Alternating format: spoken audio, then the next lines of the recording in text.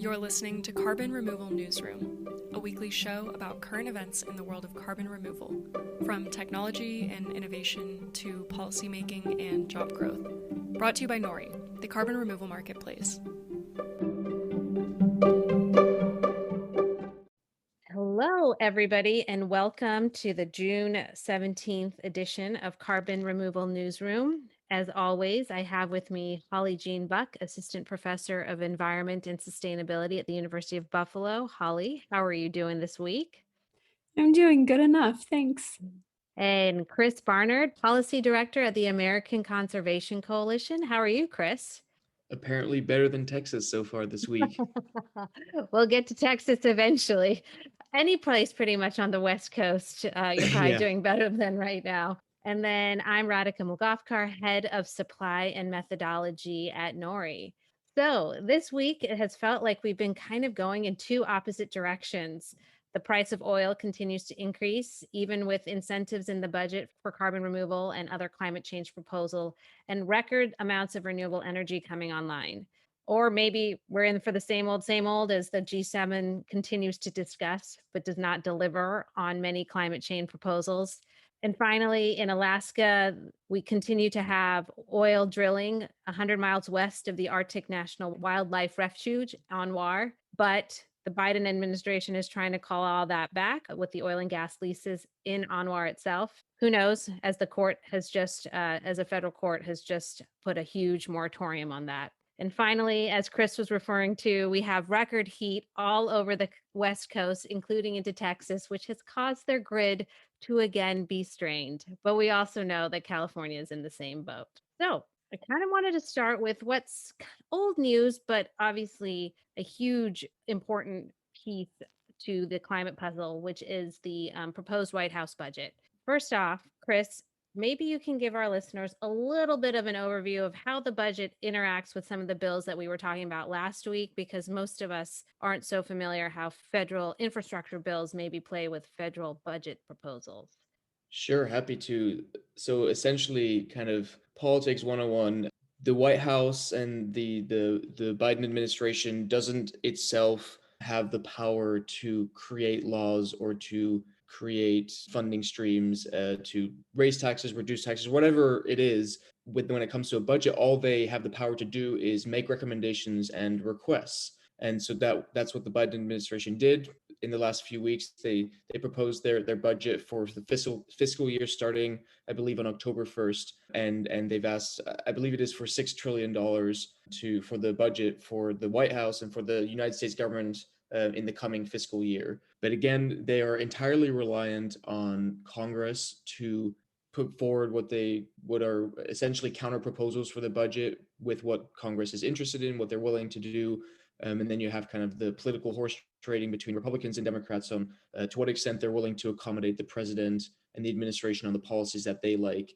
And then ultimately, it is still down to Congress to make laws and to allocate spending, decide how much money goes where and whatnot. But obviously, especially right now with Democrats having both the House and the Senate and Biden be a Democratic president, they will try as much as possible to accommodate the Biden administration, but understanding as well that there is a very, very slim majority, especially in the Senate. So a lot of this stuff might not necessarily go through simply because of the political reality. So that's really kind of the setting the stage for what the federal budget request from the president does.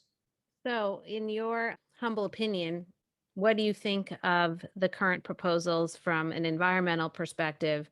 And I mean, the budget is obviously vast, so we can only touch on a few of these things, but anything in particular stand out to you about what you've read or heard about? Yeah, I mean, I found it particularly interesting that just several decades ago, Bill Clinton, a Democratic president, said the era of big government is over.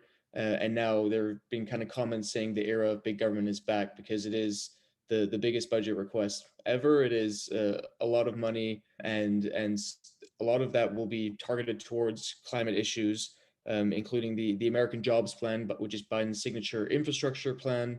But as we kind of talked about in this space before, there's a lot of stuff in there that I don't particularly consider infrastructure and that I think are unhelpful to spend trillions of taxpayer dollars on.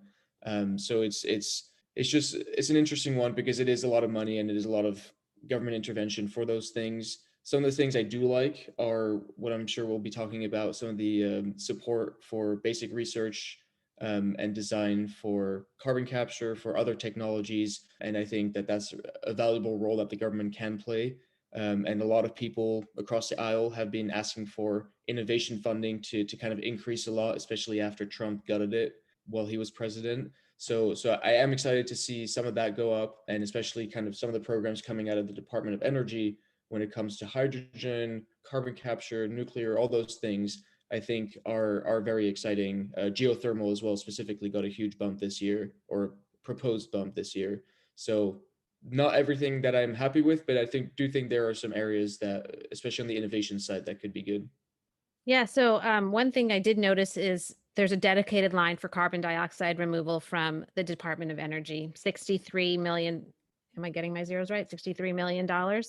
What I'm wondering is that enough? And maybe I'll pitch this over to Holly. And two, did they, it doesn't seem like there's anything distinctive between a lot of information and interest in the non-nature based solutions. So have we been giving enough interest to the nature based solutions in this budget or proposed budget?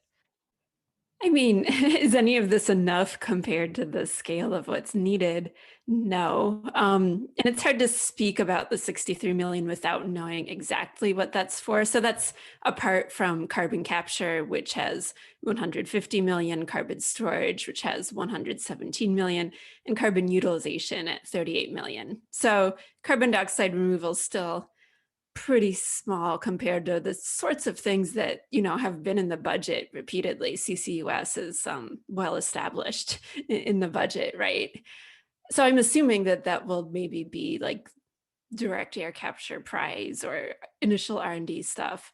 Maybe Chris knows more, but I would just point out that there was quite a lot of nature-based carbon removal related stuff under the Department of Agriculture that was also funded in this budget. And Carbon 180's blog has a pretty good breakdown of where that's all going. What I noticed was there wasn't as much, or maybe it's just not highlighted, around the blue carbon and the deep ocean nature-based solutions. And that's sort of what has piqued my interest lately. And I don't know if either of you two have spent much time thinking about it, but somebody made the very astute observation to me a couple weeks ago, like the ocean is vast, so you have lots of area to play and try things out versus land. And so I've been hoping that we see more nature-based solutions in the blue carbon and ocean CDR space than what I'm seeing. But maybe Chris or Holly, you know something I don't. Well, on that point, I would just add that the science is still emerging there, Yeah. and the National Academies has a committee, which, full disclaimer, I'm on, that's evaluating ocean carbon dioxide removal and is going to recommend a research strategy for that. So with a greater research basis, I assume we might see some things in future budgets related to that. Well, that's good to hear, because that's kind of what I was thinking about. Chris, were you thinking something? Yeah, I mean, it's interesting. You're right. There seems to be a pretty strong focus on the Department of Agriculture, but not much beyond that when it comes to nature-based solutions. On the blue carbon side, entirely correct that it's still kind of something that they're researching. And there's some interesting bills that have been put forward by Lisa Murkowski from Alaska, who's kind of a pretty bipartisan Republican senator. And she proposed a bill that would essentially create an inventory of what our blue carbon capacities are across the entire United States. And so, again, that's the cool thing about the budget. It's not the be all and end all when it comes to these things. And a lot of individual members of Congress, be it in the House or the Senate, are interested in these issues, and hopefully they'll push for them when Congress is making laws. So on blue carbon, I think that there's good advancements there, even though it might not be in the budget. Yeah, I mean, and I think you're right. The budget sort of is a tone setting document, even though of course it is important in that it is a funding mechanism, but it also sets, I think it gives a macro perspective on what a president's priorities are. And clearly climate change is a priority of President Biden's, because it's as they call it, a whole budget approach to climate change. So multiple departments funded in multiple ways. One other area that I am curious about, and Holly, I kind of want to get your perspective on this is the environmental justice focus, right? So, I mean, it's mentioned apparently 30 times in the bill. There's a $1.4 billion in spending. What are you hearing from maybe your climate activist friends on the left about this? And is it a good start? I mean, my suspicion is that it's a good start. Sometimes these things, I mean, there's a new term that's come out, justice washing, right? So that, sometimes these things can be mentioned, but 1.4 billion is a starting commitment. I know that there's a lot of really talented, smart people in the administration thinking about this. So, I mean, my hope, and I think the hope of a lot of people, is that we move beyond sort of a more technocratic focus on distributive justice. So, using tools to map out where projects are and allocating risks, that kind of thing, to thinking about procedural justice, which is how are decisions made? Do people have a say about what's going on in their community? And maybe we'll see some funding dedicated in those areas as well in the future. And I look forward to learning more about what that 1.4 billion will actually fund.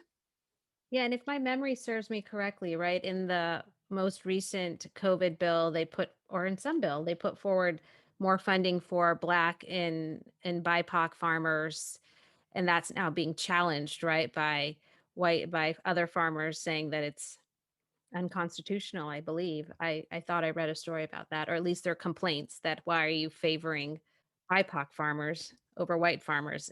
Really interesting. It will be an interesting to space to see how the administration can walk that line.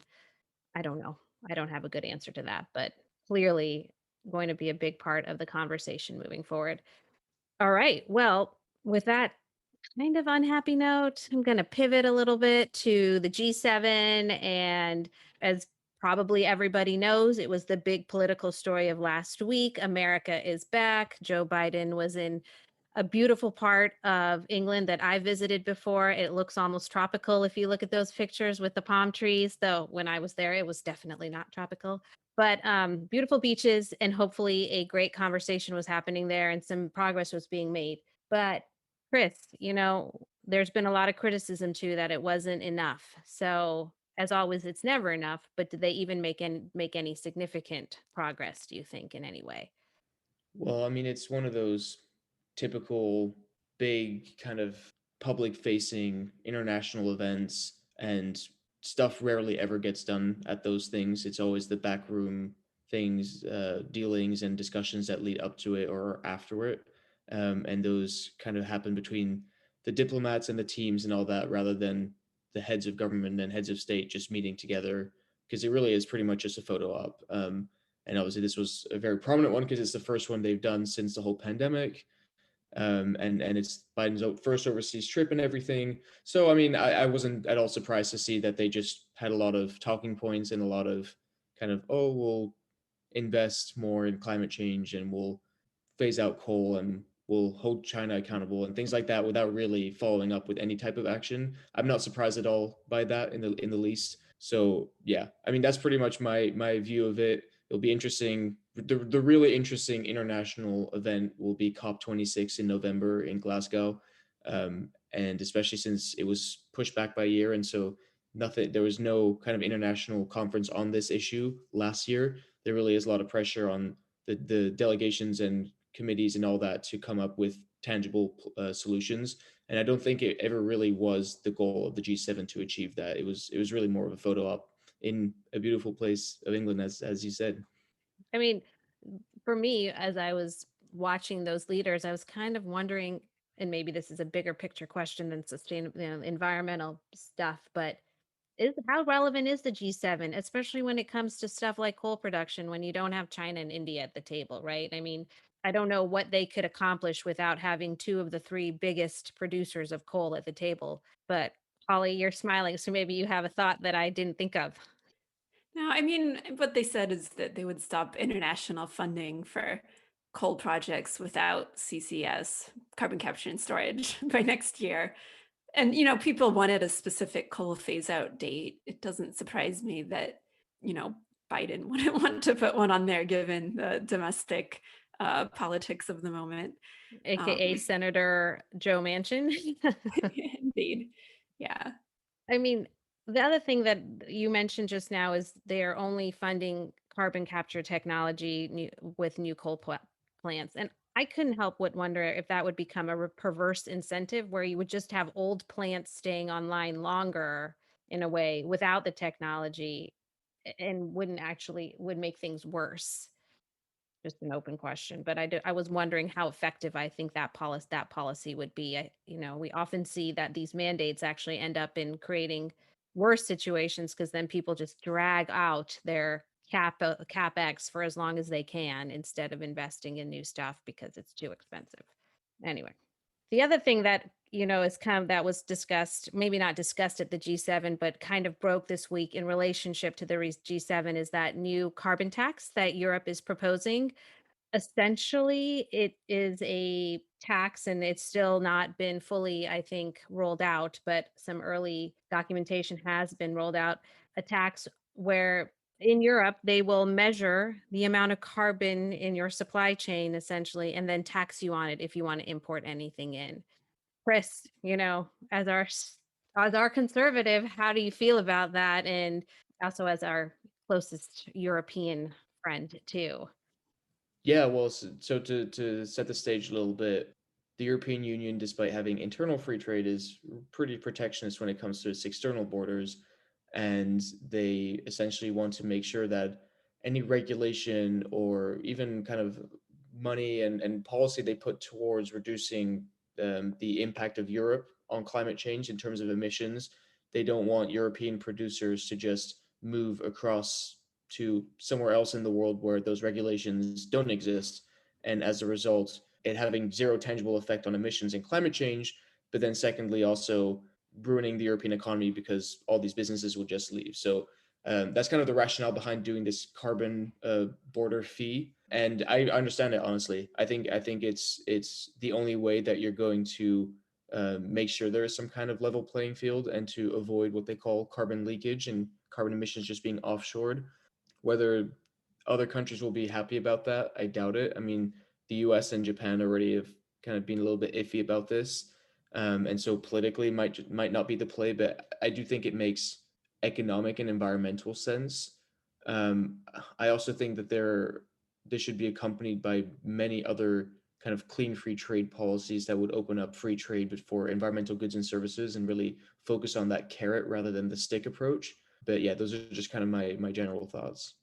Yeah, the thing you said about leakage, I'm not totally sure I think this, at least as I've read it, would prevent leakage, right? Because they are going to tax things, at least the Wall Street Journal article made it seem like they will tax raw aluminum, but they won't tax an aluminum can. So if somebody, is savvy enough to just change their structure and import a finished good, they kind of avoid the tax. And you also already have Russia also besides the Americans and Japanese who are against this, whatever we want to call it, border fee tax. So do you think that it's done enough to prevent leakage? Oh, I mean, I was kind of talking a little bit more generally about the theory behind this kind of Mm, policy rather than the specific policy. I'm sure they're going full EU style with a million exceptions and giving favors to particular industries that lobby them and things like that. So, I mean, if the history of the cap and trade model in Europe is anything to go by, this will absolutely completely fall flat. But I was kind of just talking about the principle behind hmm the theory of it is that it would in theory prevent carbon leakage without ruining the European economy that would have higher environmental Right. regulations. Yeah, I agree with that 100%. And if you can design a system that is where there are zero loopholes, which as far as I can tell has never been designed in the history of politics anywhere in the world, then you could prevent leakage. But I don't know if that's even feasible hypothetically or in reality. Holly, what about you? Any thoughts? Yeah, I don't know how you would really decarbonize industry without something like this because you're asking, steel producers to produce green steel and retrofit plants and build new facilities, and it'll probably cost more. And I've just been thinking about the transition in the context of the decimation of the US steel industry in the past decades and all the jobs and the economic pain. And like, how do we not repeat that? I mean, we have to be smart about things like this leakage issue. Yeah, it will. Well, it'll definitely be interesting to see how they roll it out, what ends up being any sort of exception, because it could be a model moving forward if they do it right, or it could be kind of like what I think at least Chris and I both agree is a failed model, which is how cap and trade has been rolled out in this country. And, cap and trade and inadvertently created actually more economic or environmental justice issues.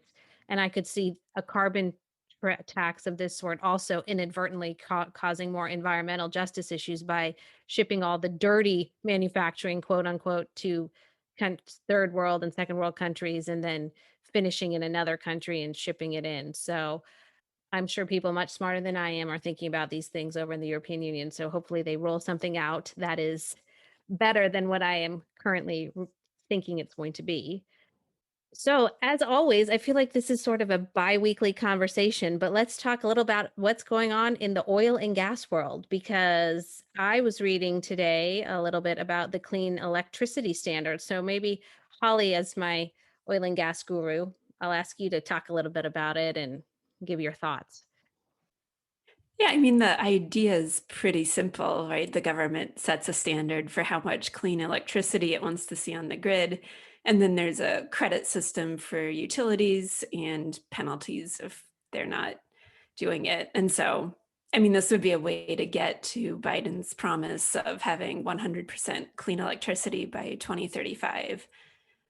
Why isn't it popular though? Like it's not gaining traction from everything I can as a currently written. So I think it's relatively popular, but it's hard to get excited about something that's fairly wonky, right? I mean, you hear a standard that's not like an idea that you or me or the average person can innately connect to. And so Matt Huber published a critique in Jacobin recently that talks a bit about the clean energy standard as being kind of beloved of this climate professional class and, not having mass appeal. So there's a kind of Marxist left critique in there that this is kind of a technocratic approach. But there's a lot of smart people in favor of it too. I'll just yeah, go ahead, Chris. add that there are actually some Republicans that are working on some electricity standard proposals. There's McKinley from West Virginia, I believe, who's kind of a coal country Republican. Mm-hmm. Who he himself has proposed a 10-year innovation investment followed by a clean electricity standard. So he would spend until 2030 on like put a bunch of money into research and design and kind of get a lot of these technologies to be more marketable and ready to go, and then implement a clean energy electricity standard to make sure that they are gently weaned into the market. And that's coming from a Republican from West Virginia, which I find a very interesting concept. I think one of my issues with the clean electricity standard discussion is that very often it doesn't include nuclear power, which I think is, I mean, when it comes to climate change, I hesitate to be hyperbolic, but it comes across as downright criminal that we would just ignore nuclear in that conversation. And then also, like, there's a question is to what extent should natural gas be a part of it, or at least the first few years, because the main culprit still is coal. And even just going from the remaining amount of coal in the US or indeed around the world to natural gas, and then from natural gas to clean energies would vastly reduce emissions already. And so it seems if the whole point of a clean electricity standard is to decarbonize, then we should be looking at solutions like natural gas to do that at least in the short term, and then moving from there to other clean energy solutions. So one final point about the clean electricity standard is obviously it tackles only electricity, which is good for obviously homes and that kind of stuff.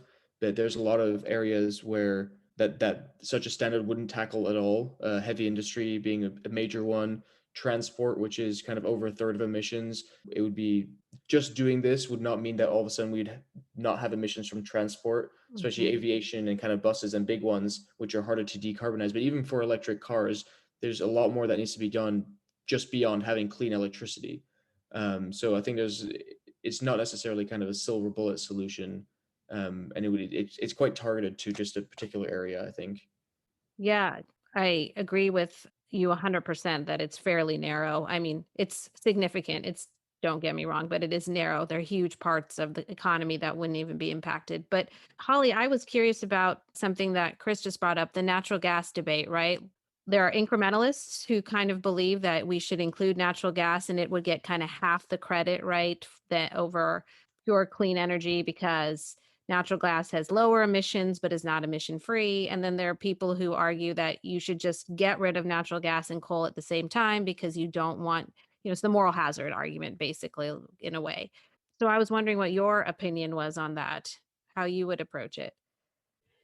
I mean, when I think about gas phase out, I think about, how do we make sure that people know about and want and can get heat pumps in their houses? And, what are the possibilities to ban gas in new homes and that kind of supply side and also cutting the demand parts of it. So, I mean, the natural gas is it a bridge? Is it a bridge to nowhere?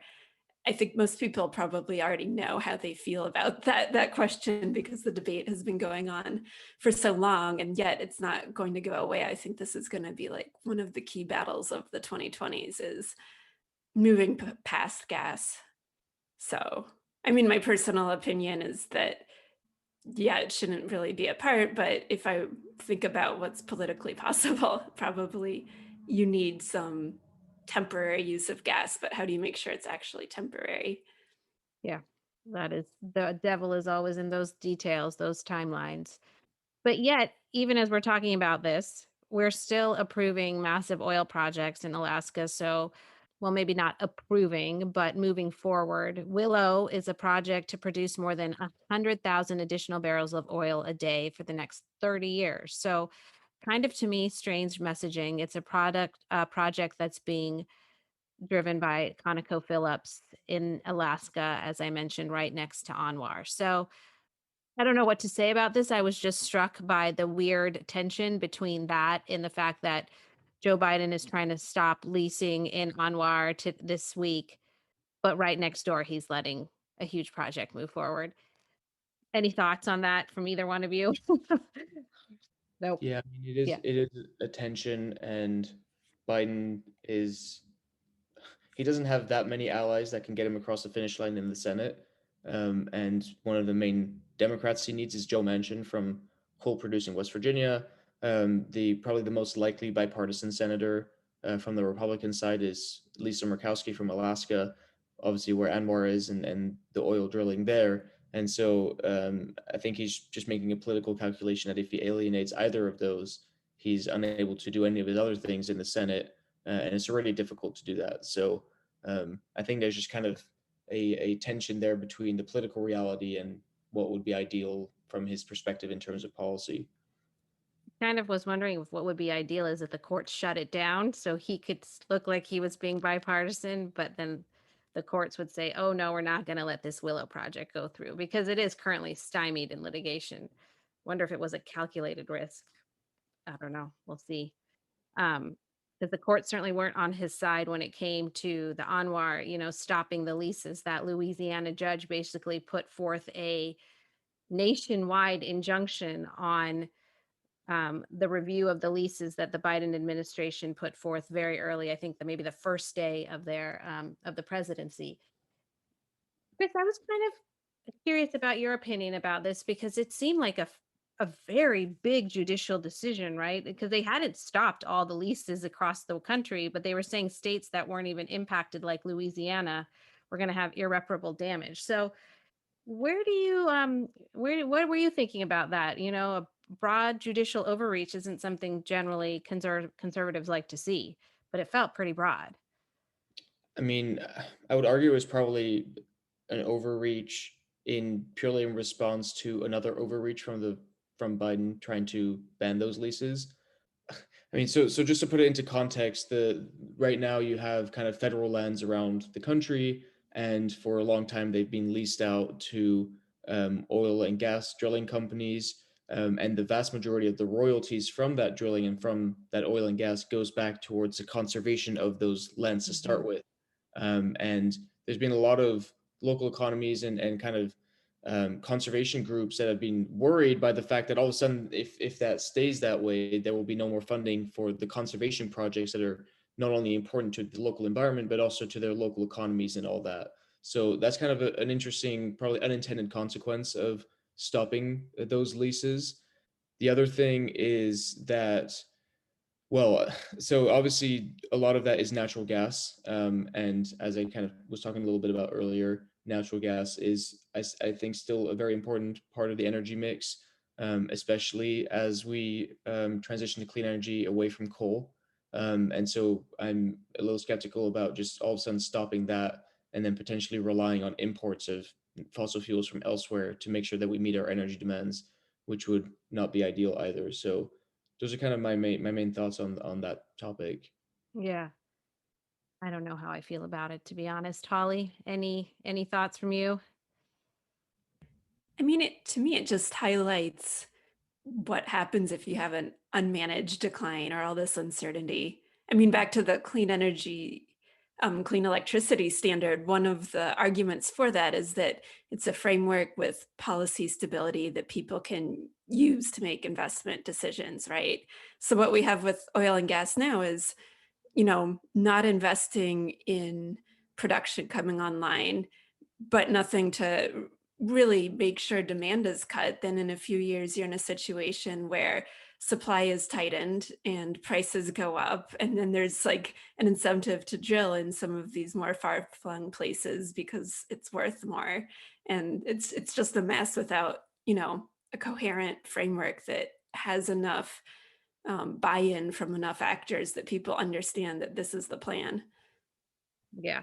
One other interesting thing I'll add on the leasing is that up until, well, pretty much the entirety of this leasing mechanism that we've had for federal lands, it's been purely for kind of energy development and drilling and things like that. And it's actually been interesting that conservation groups have been entirely left out of that bidding process. So in an ideal world, from my perspective, you would have conservation groups able to bid on particular tracts of land that the federal government is putting up for lease.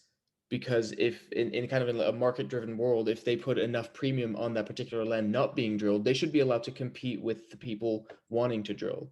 And they've been actively not allowed to do that by the government. Whereas conservation groups have a lot of money in this country, and a lot of that money now goes into litigation. I'd rather see that go into fighting for the leases for conservation if that's really where they want to put their money. So I think there's like an interesting government barrier that's been imposed on conservation groups there, that I would like to see removed. Oh, I love that idea. I did not have any idea that that was going on, but it also fits very beautifully into the 30 by 30 strategy that Joe Biden has put forth, where 30% of US lands and water are conserved by 2030. So seems like a pretty easy rule fix that shouldn't shouldn't cause too much consternation, but we will see. Um, so finally, because our time is running out, I might have tried to pack too much into today's episode, but I couldn't help myself because I saw this article about Texas and them having a nuclear plant offline. So, point one of Chris's favorite conversation points, and two, the Texas grid asking people to, conserve. It's either too hot or too cold in Texas. It's never just right. So, Chris, I mean, what do you say to that? Yeah, I mean, it's a tough one, partly because it seems that, again, it doesn't really matter what the energy system is and what the market looks like. It's just one of those extreme weather things again that's tackling the very heavily monopolized energy market in California, as well as a deregulated one in Texas. And so, I mean, I fear that this will again become one of those things. Monopolies are better than deregulated markets. Deregulated markets suck or monopoly markets suck, like a kind of political fight again. Whereas it just seems that extreme weather is bad for a grid, no matter what that grid, what the political context for that grid is. And so I think it really is that there is a need for continued innovation in, for example, battery storage, weatherization, things like that. Although I will say that the track record historically of the Texas grid in the summer has been a lot better than the California one. Mm-hmm. Who knows whether that might be because for a long time California had a lot of renewables that Texas didn't, and as it's unloading those into the grid, obviously that creates problems where the grid has to adapt and it's not going to adapt overnight. And so that's one of those things that ERCOT is probably struggling with right now to see how they fit all those different energy sources into one grid. But yeah, I hope it doesn't become like another political finger pointing exercise.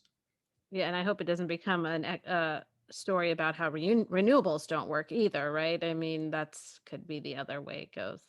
Holly, any thoughts from your perspective in not so hot New York? I mean, the Wall Street Journal just published an, either an editorial or opinion piece about how this was just another indication about how renewables don't work. And, people will seize on any kind of opportunity to make that narrative. So it's frustrating. I'm sad about it. That's all I have to say. I think it actually goes a lot to your earlier point about managing, how we are still learning how to manage our transition out of oil and gas to renewables, and being in a startup and knowing that as you learn, you of course make mistakes and you figure things out. I hope you're wrong, Holly, that people seize on this and realize that this is just part of a learning curve as you bring new energy sources into a grid, and it's going to take some time and it's not going to be perfect. But if you can get through it and get better, that's really the ultimate goal. I'll add one quick thing Yeah. also, especially about the nuclear plant. This is why I really don't want it to devolve into a political finger pointing exercise, is because the reason that the nuclear plant was shut down had nothing to do with the actual weather. It was purely a unexpected fire in one of the operating rooms, which was extinguished within 20 minutes. But it's been closed ever since because they're trying to investigate. And so that might actually be an example of overcaution, that they maybe shouldn't burden the entire grid and risk another kind of blackout situation because they need to invest and make sure that these things are safe. But I feel like these combined nuclear plants provide 11% of ERCOT's electricity or energy. So I feel like there's a risk, of course, to prolonging that investigation too long and potentially crippling the grid as a result. Yeah, definitely. I mean, it's a hard balance. And like we talked about last week, nuclear just sort of instinctively, I think, scares people. So there's always the urge to be extra cautious, which might in the end cause more pain than they anticipated. So with just a few minutes left, it's my week to talk about something that makes me happy in the environment. And of course, I'm back to the national parks because for whatever reason, I apparently am obsessed. So I was very happy to hear that the Tongass National Park, they are repealing or replacing a Trump era rule that will not allow the 9 million acre or more forest to have logging and road construction. It's out in Alaska. It's one of the world's largest carbon sinks. It's got trees that are 800 years old. I'm happy that we might be limiting access to that and just protecting a beautiful natural environment. And also, we're returning some of the national monument boundaries that were narrowed in the previous administration, both in Utah and in the Atlantic Ocean, the first marine monument actually in the Atlantic Ocean.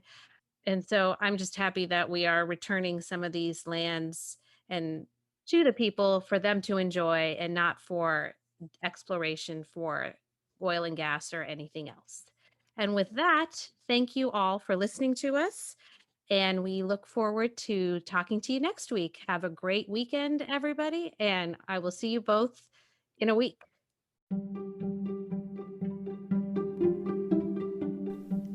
Thanks so much for listening to Carbon Removal Newsroom. If you like the show, the best way you can help us is by giving us a great rating and review in Apple Podcasts, following the show on Spotify, and by sharing the show on social media.